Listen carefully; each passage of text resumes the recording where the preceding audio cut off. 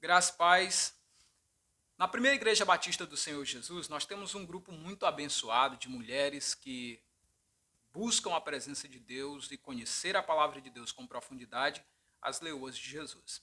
E uma pergunta nos foi encaminhada. E a pergunta diz o seguinte: Pastor Francisco, nós podemos orar ao Espírito Santo? Nós podemos adorar ao Espírito Santo? Vamos ouvir as Escrituras, porque, veja, eu sempre costumo dizer o seguinte: o que eu penso e o que você pensa é apenas pensamento de dois seres humanos. Mas o que a palavra de Deus diz é o que nós precisamos ouvir e obedecer. Porque a Bíblia diz que só vai entrar no reino dos céus aqueles que fazem a vontade do nosso Pai que está nos céus. Para essa questão, há um texto muito importante para considerarmos. Lá na segunda epístola, escrita por João, capítulo 1, o Espírito Santo nos diz o seguinte: que todo aquele que prevarica ou ultrapassa o que está escrito e não persevera na doutrina de Cristo, não tem Deus. E quem persevera na doutrina de Cristo, esse tem tanto o Pai como o Filho. Qual é a doutrina de Cristo? É a nova aliança, o Novo Testamento, certo? Um outro texto importante é a primeira carta aos Coríntios, capítulo 4, versículo 6. O texto diz: E eu, irmãos, apliquei essas coisas por semelhança a mim e a Apolo por amor de vocês, para que em mim aprendais a não ir além do que está escrito, não vos ensoberbecendo em favor de um contra o outro. Esse cuidado foi que levou essa pergunta a surgir, é não ir além do que está escrito, e aqui eu quero deixar os meus sinceros parabéns para as irmãs que estão na busca desse conhecimento da verdade. Então, o que nos diz a palavra de Deus? Primeira coisa que a Bíblia nos ensina sobre orar. Na oração modelo foi dito: quando vocês orar, orem assim: Pai nosso que estás nos céus. Toda oração e toda adoração, ela tem que ser canalizada e direcionada ao Pai, segundo os ensinos do nosso Senhor e Salvador Jesus Cristo. Em João, capítulo 16, versículo 23, o Espírito de Deus nos fala o seguinte: E naquele dia nada me perguntareis. Na verdade vos digo que tudo quanto pedirdes em meu nome ao Pai, ele vos há de dar. Ou seja, o texto sagrado diz que é para pedirmos ao Pai em nome do Senhor Jesus e ele vai nos conceder. João 14, 26, Deus nos diz o seguinte: Mas aquele Consolador, o Espírito da verdade que o Pai enviará em meu nome, esse vos ensinará todas as coisas e vos fará lembrar do que eu vos tenho dito. Ou seja, o Espírito Santo vai ensinar a gente, lembrando sempre o que Jesus nos disse. Então veja, nós temos que seguir o roteiro que Jesus prescreveu para nós. E o que foi que o nosso Senhor Jesus Cristo nos ensinou por meio das Escrituras? Está escrito no Evangelho, escrito por João 16, versículo 13, o seguinte: Mas quando vier aquele Espírito de verdade, ele vos guiará em toda a verdade.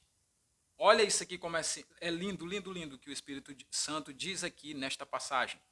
Porque não falará de si mesmo, mas dirá tudo que tiver ouvido e vos anunciará o que há de vir. O Espírito Santo não veio para falar de si, para se exaltar, para se glorificar. E é interessante que quando você lê a Bíblia Sagrada, o foco da antiga e da nova aliança recai sobre o Pai e recai sobre o Filho. E nessa dispensação que estamos agora, que é a dispensação do Espírito, não há na Bíblia Sagrada esse grande enfoque recaindo sobre o Espírito Santo.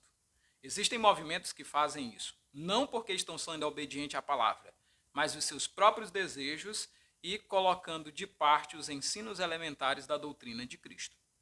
Olha o que diz também o versículo 14: Ele me glorificará, porque há de receber do que é meu e vou-lo há de anunciar. Então, o Espírito Santo existe e está aqui com a igreja para glorificar a Cristo, para exaltar a Cristo, para nos levar ao entendimento não sobre si próprio, mas sobre o próprio Filho, como diz o texto. E aqui está uma das características essenciais da vida de uma pessoa que anda com Deus. O texto está dizendo, veja, porque não falará de si mesmo, mas dirá tudo que tiver ouvido e vos anunciará o que há de vir. Ele me glorificará, dizia nosso Senhor e Salvador Jesus Cristo, porque há de receber do que é meu e vou-lo há de anunciar.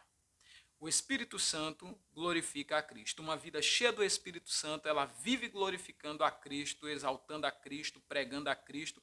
Por isso que em Atos dos Apóstolos diz que o povo não cessava, dia após dia, de casa em casa, de anunciar e de proclamar que Jesus era o Cristo. Por isso que está escrito e de fazer discípulo de todas as nações, batizando em nome do Pai, do Filho e do Espírito Santo. E é exatamente o que nós temos em Atos dos Apóstolos, capítulo 8. Atos dos Apóstolos 1:8 fala exatamente sobre isso. Veja, mas recebereis a virtude ou o poder do Espírito Santo que há de vir sobre vós. Para quê? E ser-me-eis minhas testemunhas, para serem testemunhas de Jesus Cristo, tanto em Jerusalém como em toda a Judéia, Samaria, até os confins da terra. Então, até os confins da terra, as pessoas que são cheias do Espírito Santo, elas estão anunciando Cristo aqui, anunciando Cristo ali, anunciando Cristo acolá, exaltando a Cristo aqui, exaltando Cristo ali, exaltando Cristo acolá, glorificando Cristo aqui, glorificando Cristo ali, glorificando Cristo acolá. Então, o foco sempre recairá, porque nós recebemos poder do Espírito Santo de Deus para glorificar a Cristo. Assim como quando Cristo foi cheio do Espírito Santo e de poder, ele anunciava toda a verdade do Pai e explorava o seu próprio ministério, porque o Pai o enviou nesse propósito como o Cordeiro de Deus que tira o pecado do mundo.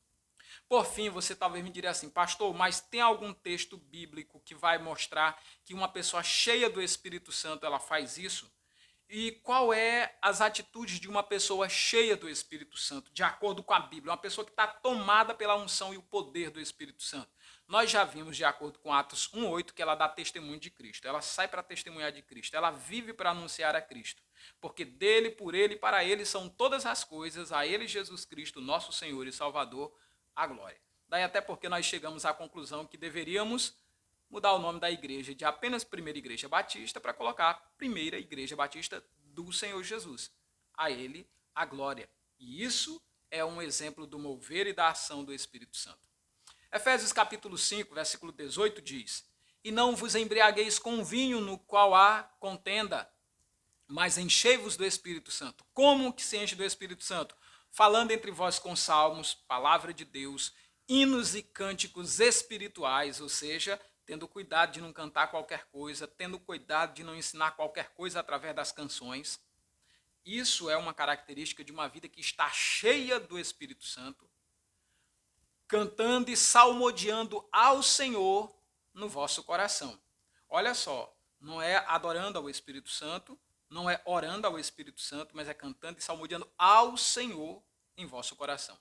Verso 20, dando sempre graças por tudo ao nosso Deus, em nome do nosso Senhor Jesus Cristo. Olha só, a pessoa que está cheia do Espírito Santo, ela está sempre dando graça em tudo ao nosso Deus e Pai, em nome do nosso Senhor e Salvador Jesus Cristo. Isto é o que faz uma vida cheia do Espírito Santo, e essa é a característica, a verdadeira característica de uma pessoa cheia do Espírito Santo. Não é exaltar o Espírito Santo, é glorificar a Cristo por estar cheio do Espírito Santo. E orando, a oração de ação de graças aqui é direcionada ao Pai, em nome do nosso Senhor Jesus Cristo. Por fim, eu quero trazer uma coisa muito importante para a nossa meditação. Está lá no Evangelho escrito por João, capítulo 3, versículo 8. Tem muitos outros versículos que poderíamos citar dentro desse tema, mas ainda nesta direção. Acredito serem suficientes esses que acabamos de citar. Por fim, eu quero recitar o Evangelho escrito por João, capítulo 3, versículo 8. Veja o que Deus nos fala nesta passagem. O vento assopra onde quer, e ouves a sua voz, mas não sabe de onde vem e nem para onde vai. Assim é todo aquele que é nascido do Espírito Santo. Veja aqui algumas coisas importantes. Quando eu comecei a minha vida, eu tinha propósitos e tinha ideais para mim. Mas aí eu comecei a ser guiado pelo Espírito Santo através das escrituras proféticas. E minha vida mudou radicalmente. E onde eu queria chegar, eu não posso mais.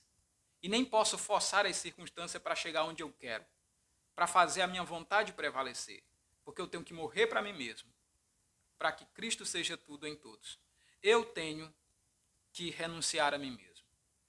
E às vezes, quando a gente começa a estudar as Escrituras, nós temos que orar. Eu tive que orar por isso, para se livrar daquele hábito maligno que a gente tem de, às vezes, querer forçar o texto sagrado a dizer o que ele não está dizendo. Às vezes, para agradar o movimento da igreja A, igreja B, igreja C, igreja D. Às vezes, para agradar a nós mesmos. Outras vezes, para agradar um parente.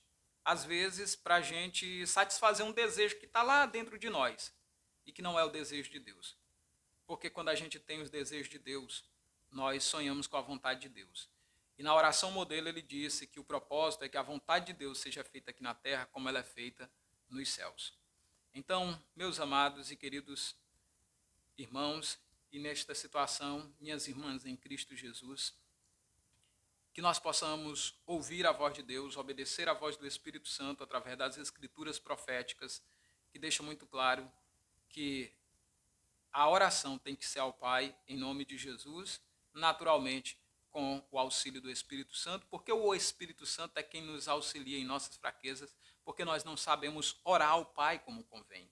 Mas o mesmo Espírito intercede por nós diante do Pai com gemidos inexprimíveis. Que o eterno nosso Deus nos dê a graça de andar com simplicidade, com temor e tremor diante da sua presença. Deixe aqui abaixo as suas contribuições desse vídeo, seus comentários, se você está neste canal, o canal Cálice da Nova Aliança, e nós vamos estar avaliando cada uma das passagens bíblicas. Muito obrigado, até o próximo momento, em nome do Senhor Jesus.